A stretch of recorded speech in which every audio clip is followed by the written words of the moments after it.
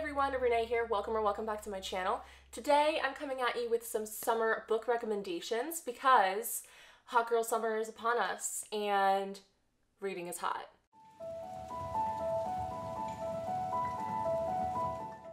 So when I was thinking of books for this video, I was primarily thinking of books that I would bring to the beach or like on a summer vacation, things that are kind of easy to read, light, fun, and that being said, a lot of these are going to be romance books. I do have a couple in here that aren't, I think like 2, but for the most part, a lot of these are going to be romance books, so keep that in mind moving forward. If you're not a romance reader, you know, maybe you'll find one that you do like. But I do think that all of these are really good for the summer. A couple of these I've brought to the beach myself.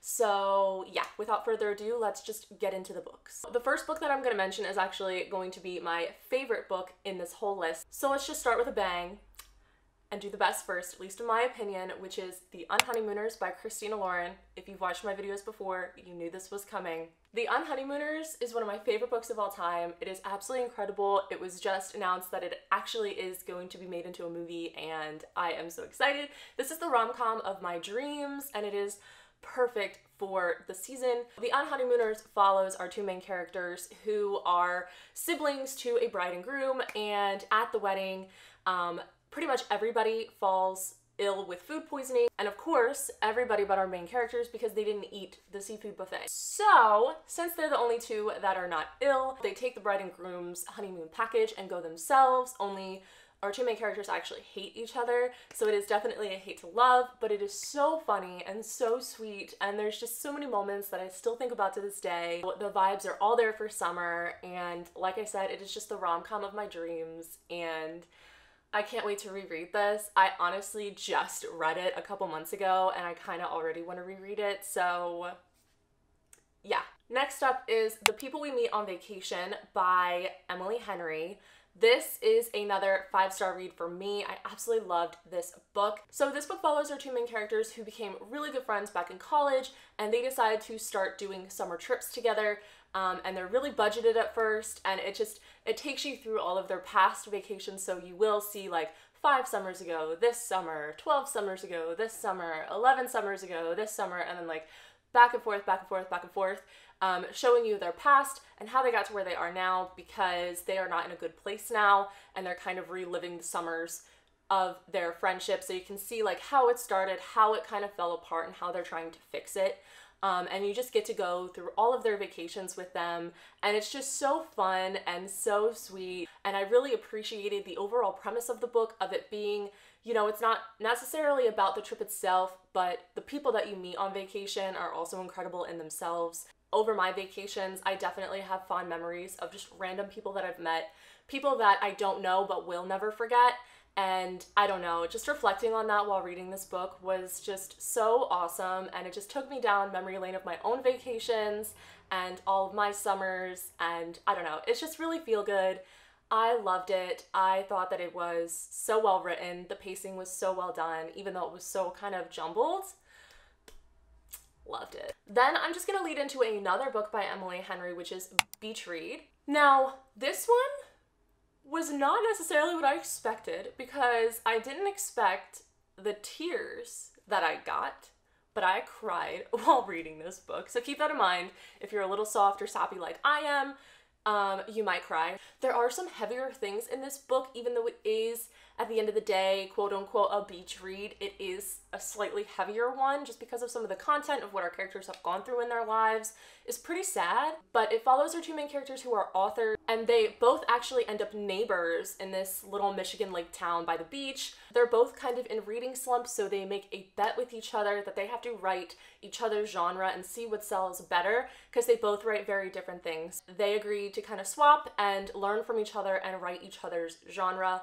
I definitely laughed at parts. It was very sweet. It was very heartwarming and heart-wrenching at the same time, so keep that in mind. This one is a little bit heavier than your typical soft, fluffy beach read. Don't be misled by this title. Moving on, I'm going to take a break from the romance for just a second and recommend Malibu Rising. I literally just finished this book yesterday. I ended up giving it 5 stars. Surprise, surprise, spoiler. You're getting a rating before my vlogs or wrap-ups, but I did end up giving this 5 stars. This is incredible. Taylor Jenkins Reid has such a beautiful way of developing her characters, but it does strongly center around this family, the Riva family, mainly the 4 kids who are throwing this huge summer party, the Riva party. It's infamous in Malibu. So many famous people go and everybody just wants to see what the night has in store, and essentially the party does get a little out of hand. So the party is definitely the main focal point of this story, but it does kind of branch off. So you'll go from being in the day of the party to before. It follows our 4 siblings, but it also follows their parents and how they were and their family dynamics and what happened throughout their childhood that led them to where they are today. And also surfing's involved too, and it was just so beautiful and so sad too. This book is another one that kind of, I didn't expect it, but it put me in my feelings a little bit just because family dynamics can make me really emotional. I thought that Taylor Jenkins Reid did such a good job really making you understand this family and how they were and how they felt during all of the things that happened to them. And I just felt a lot of things reading this book.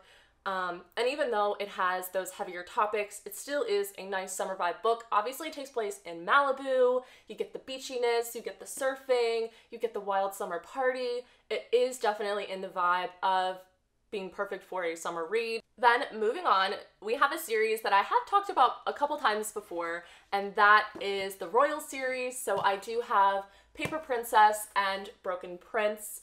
This is such a fun series. It's definitely more of a trashy romance series. It's like definitely by all standards not like the best, but just how entertaining it is makes it so worthwhile. It's so addicting. Like, I just can't stop. I cannot stop reading it. So I do plan on getting the 3rd one. The 3rd one I think is Twisted Palace. But for now, I do have these 2. I actually took this to the beach with me when I went to Tulum.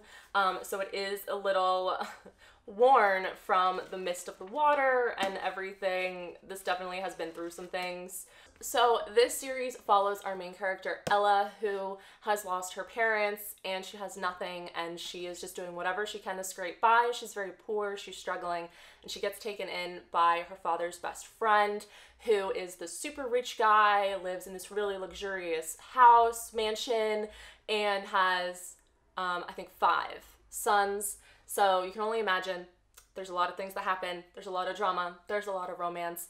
There's a lot of rich people nonsense, but it is so fun and so dramatic and so addicting. And honestly, I think I have read both of these like in the summer or on a beachy vacation, so I think maybe that's why I just associate these with summer, but I think they're good for the season. Next up, I have another series where I only have the first 2, go figure, and that is the Briar U series, and the first one is The Chase, the second one is The Risk. I have only read The Chase, but I definitely plan on reading The Risk this summer. This is a series by Elle Kennedy. They are all standalones. You don't have to read them in order. I kind of wanted to though, even though this is the reason I got the series. But you might know Elle Kennedy as the author of the Off-Campus series. First book is The Deal. That one definitely seems to be the one that is always in the spotlight, but I saw this one and I decided that I really wanted to give this a shot. It still involves hockey, so I feel like the Off-Campus and the Briar U series are definitely cut from the same cloth, especially being by the same author. So if you do like The Deal but you haven't read Briar U, I would definitely recommend it. I mean, it's still entertaining and it's Elle Kennedy, so they're very similar. And I just feel like these are good for summer too. I love reading just like new adult romances in the summer. There's just something about it. I love reading them all year round, but the summer just really puts me in the mood for books like these. So these don't necessarily take place in the summer, but I still feel like they're worth a read for the season just because I'm in that mood. And maybe if you're in that mood too, these would be good for you. So the next book I'm going to talk about is one that I actually have not read, but I definitely plan on reading it this season.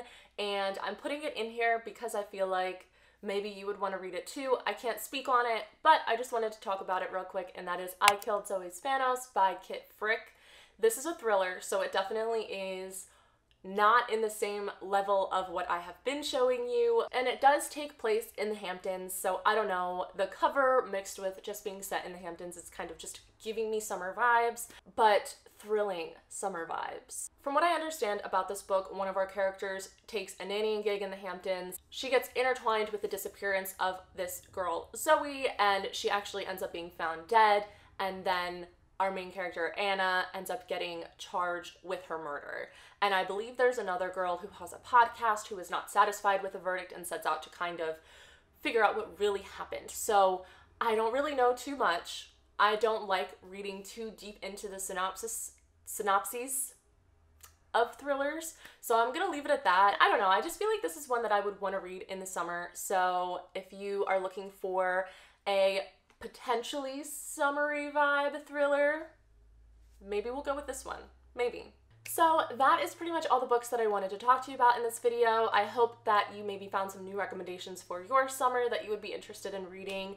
Also, in the comments down below, let me know if there is a summer read that you really love that I didn't mention that you think I would. I'm always looking for new book recommendations, so absolutely hit me with them. So yes, if you like this video, don't forget to hit the thumbs up down below to help support this channel, and also hit subscribe to follow me on my reading journey, keep up with me a little more closely. Like always, my socials will be linked down below as well. Twitter, Instagram, Goodreads, the works. So yeah, once again, I hope you like this video. I hope you have an amazing summer, and I will see you in the next one. Bye!